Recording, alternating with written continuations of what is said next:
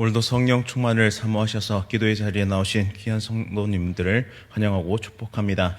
우리 삶의 여정을 인도하시며 날마다 말씀의 빛으로 조명하여 주시니 참으로 감사드립니다. 성령 하나님께서 주시는 말씀의 지혜와 능력으로 험한 세상을 넉넉히 이기는 믿음의 백성들 되게 하여 주옵소서. 특별히 새벽을 깨우며 하나님께 부르짖는 기도의 용사들의 기도에 응답하시고 하나님의 뜻이 나의 비전이 되는 놀라운 은혜를 누리며 살아가는 하나님의 거룩한 백성들 되게 하여 주옵소서. 세상은 바벨론과 같고 거대하고 매혹적이며 견고합니다. 하지만 하나님의 말씀은 힘이 있어 모든 것을 이기고도 남음을 기억하게 하여 주옵소서. 하나님께서 맡겨주신 가정과 일터와 삶의 모든 터전 가운데 복음의 능력으로 승리하며 살아가는 참된 그리스도의 제자 되게 하여 주옵소서. 2023년 12월 대강절을 지내며 주님의 오심의 은혜를 감사하게 하시고 성탄의 주인공 되시는 예수님을 날마다 묵상하며 지체를 사랑하고 섬기는 사랑이 넘치는 대한교회의 공동체가 되게 하여 주옵소서. 담임 목사님과 장로님들의 가정을 지켜주시고 2024년을 준비하는 모든 결정 가운데 하나님의 지혜와 능력을 부어 주옵소서. 매해 매시간 하나님 앞에 쓰임받는 귀한 담임 목사님과 장로님 되게 하옵소서. 원로 목사님과 가정을 날마다 인도하여 주시고 기쁨과 위로와 평안이 넘치게 하여 주옵소서. 특별히 마음과 육신과 영혼의 상처가 있고 질병으로 고통 중에 있는 성도들을 고쳐주시고 치료의 광선을 바라사 온전히 회복되게 하여 주옵소서. 북한 정권의 도발로부터 대한민국을 지켜주시고 이 땅에 다시는 전쟁이 일어나지 않도록 하나님께서 보호하여 주옵소서. 조국교회가 함께 기도하며 복음으로 진정한 통일을 이루어가게 하여 주옵소서. 해외에 나가 있는 귀한 성도들과 타지에 나가 있는 자녀들을 지켜 주옵소서. 추운 날씨에 군복무 중인 청년들을 눈동자와 같이 지켜 주옵소서. 천사 찬양대의 찬양을 기쁘게 받아 주시오며 오늘 선포되는 말씀을 통해 하나님의 음성이 선포되게 하여 주옵소서. 우리의 모든 기도에 신실하게 응답하실 하나님을 바라보며 예수 그리스도의 이름으로 간절히 기도드립니다. 아멘. 오늘 하나님께서 우리에게 주시는 말씀은 요한계시록 14장 1절부터 13절까지의 말씀입니다. 신약성경 412면에 있습니다. 요한계시록 14장 1절부터 13절까지의 말씀 한 절씩 교독하실 때 살아계신 하나님의 음성 들으시기 바랍니다. 또 내가 보니 보라 어린 양이 시온산에 섰고 그와 함께 14만 4천이 서 있는데 그들의 이마에는 어린 양의 이름과 그 아버지의 이름을 쓴 것이 있더라. 내가 하늘에서 나는 소리를 들으니 많은 물소리와도 같고 큰 우레소리와도 같은데 내가 들은 소리는 검은 고 타는 자들이 그 검은 고를 타는 것 같더라. 그들이 보좌 앞과 내 생물과 장로들 앞에서 새 노래를 부르니 땅에서 속량함을 받은 14만 4천 밖에는 능히 이 노래를 배울 자가 없더라.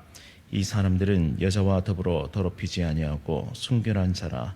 어린 양이 어디로 인도하든지 따라가는 자며 사람 가운데에서 속량함을 받아 처음 익은 열매로 하나님과 어린 양에게 속한 자들이니 그 입에 거짓말이 없고 흠이 없는 자들이더라.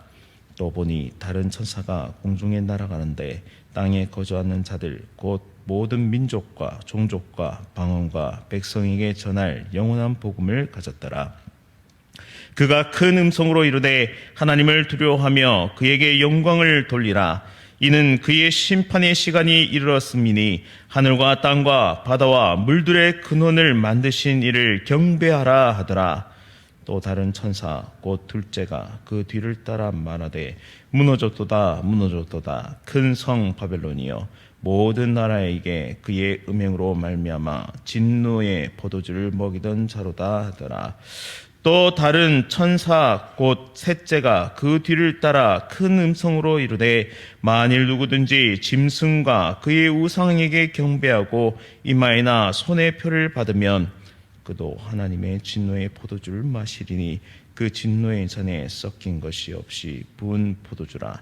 거룩한 천사들 앞과 어린 양 앞에서 유황과 불과 유황으로 고난을 받으리니 그 고난의 연기가 세세토록 올라가리로다. 짐승과 그의 우상에게 경배하고 그의 이름표를 받는 자는 누구든지 밤낮 쉼을 얻지 못하리라 하더라. 성도들의 인내가 여기 있나니 그들은 하나님의 계명과 예수에 대한 믿음을 지키는 자니라. 함께 읽겠습니다. 또 내가 들으니 하늘에서 음성이 나서 이르되 거룩하라. 지금 이후로 주 안에서 죽는 자들은 복이 있도다 하시매 성령이 이르시되 그러하다. 그들이 수고를 그치고 쉬리니 이는 그들의 행한 일이 따름이라 하시더라. 아멘. 주 안에서 죽는 자들은 복이 있도다. 주 안에서 죽는 자들은 복이 있도다라는 제목으로 말씀을 선포하도록 하겠습니다. 요한계시록 13장에 등장하는 거짓 어린 양과 첫째 짐승과 대조되는 참 어린 양을 사도 요한은 14장에서 보게 됩니다. 근데 이 참 어린 양이 지금 시온산에 서신 것을 보게 되는데요. 이 시온산은 구약에서 매우 중요한 장소입니다. 특별히 시온산은 하나님의 거룩한 도성을 말할 때 쓰이는 명칭입니다. 또한 시온은 하나님의 성전과 그곳에 임재해 계신 하나님을 나타내는 상징인데요. 그곳에 예수님께서 어린 양이 시온산에 서 계십니다.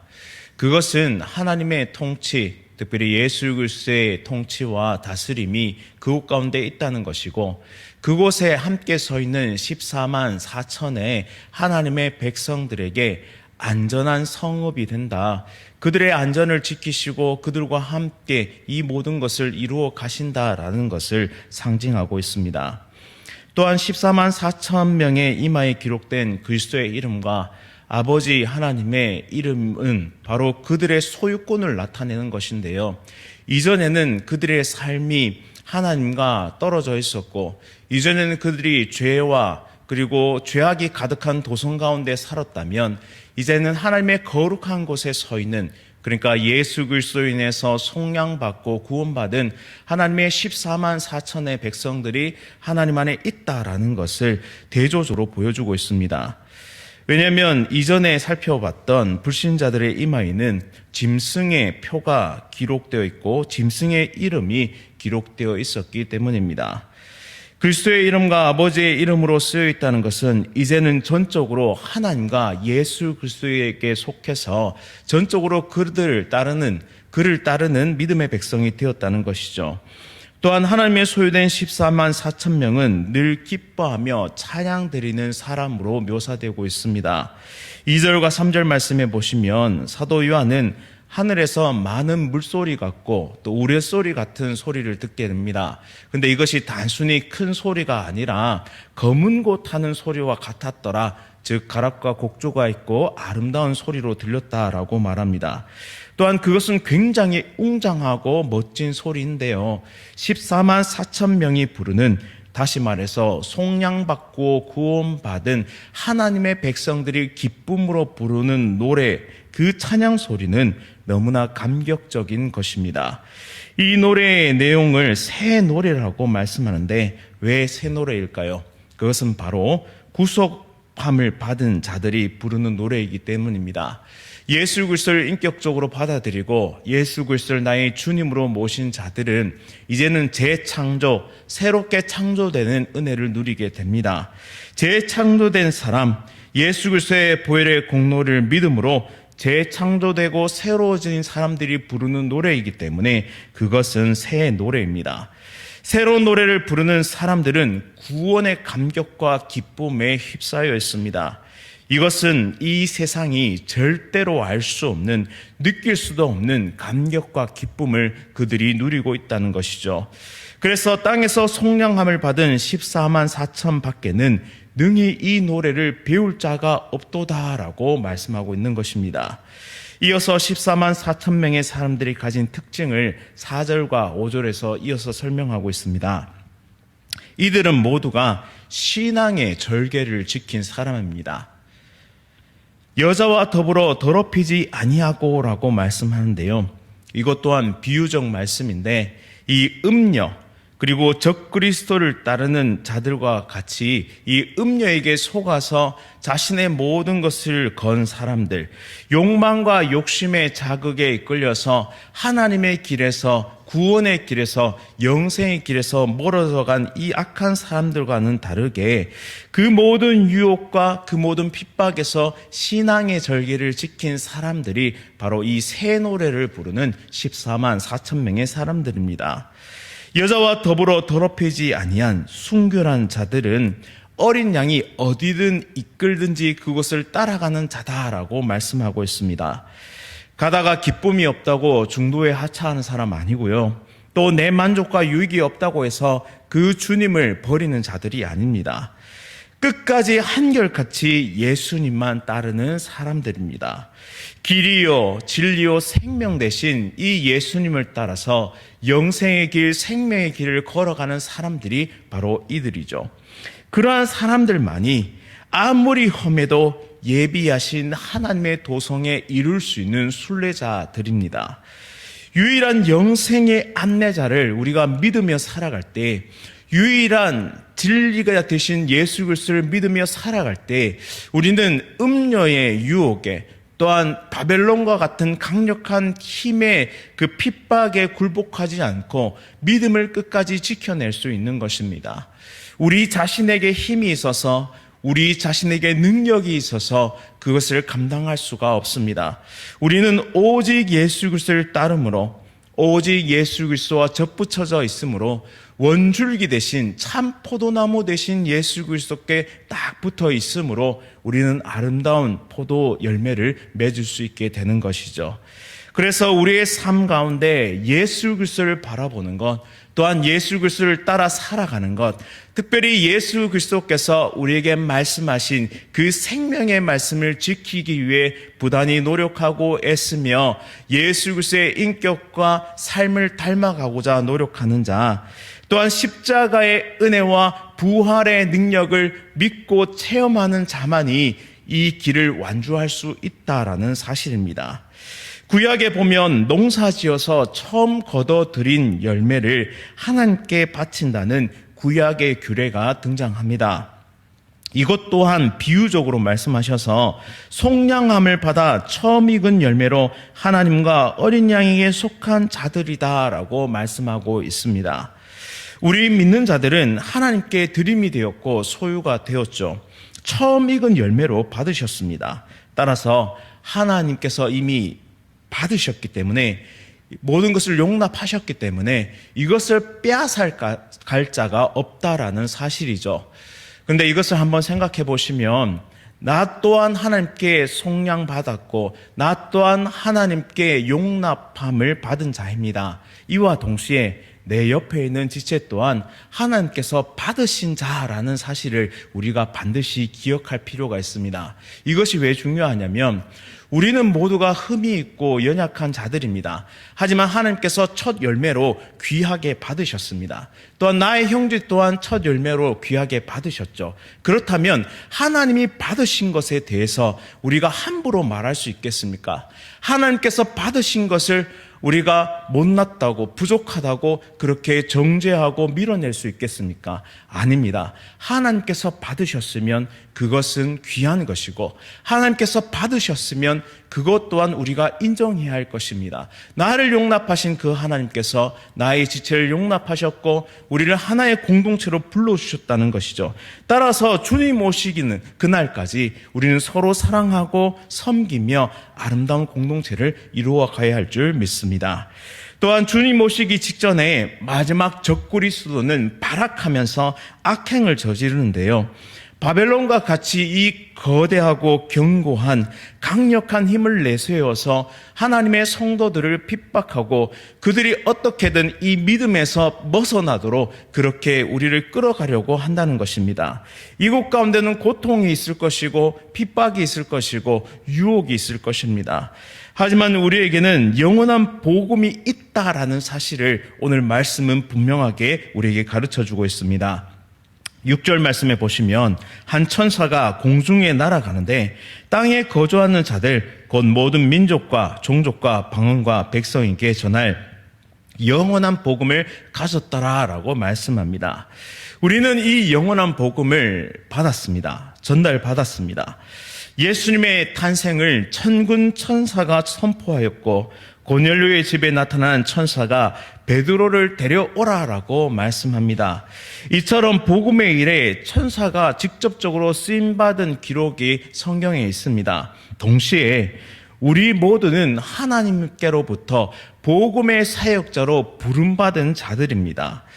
마지막 세대에 적그리스도가 득세하고 활개치면서 악을 행할 때에도 낙심치 말고 복음을 증거해야 하는 이유는 바로 이것이 영생하도록 만드는 유일한 생명의 길이기 때문입니다. 유일한 생명의 복음이기 때문입니다. 사람을 진정으로 살려내고 영혼을 진정한 길로 인도하는 유일한 길이기 때문에 이 복음을 받은 우리들이 이 복음을 증거하는 일에 쓰임 받아야 한다라는 사실이죠.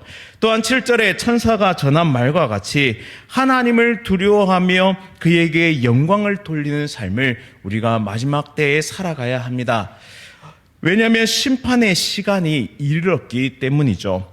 예수님을 믿음으로 의를 행하고 선한 삶을 살아가기 위해 부단히 애쓰면서 믿음의 도전을 했던 성도들은 주님 다시 오실 날을 고대하며 기다리게 됩니다. 그날에는 모든 억울함을 풀어주십니다. 또한 모든 것을 신원해 주시죠. 줄이고 목마르며 고통과 핍박 가운데서도 믿음을 지키기 위해 달렸던 하나님의 백성들을 원수의 목전에서 상을 차려주시는 하나님을 만나게 될 것입니다. 이제 바벨론이라는 큰 성은 무너졌고 그의 음행으로 말미암아 진노의 포도주를 먹이던 적그리스도는 심판을 받게 됩니다. 이어서 9절에 만일 짐승과 그의 우상에게 경배하고 이마에나 손에 표를 받으면 그도 똑같이 진노의 심판을 피할 수 없다라고 말씀합니다.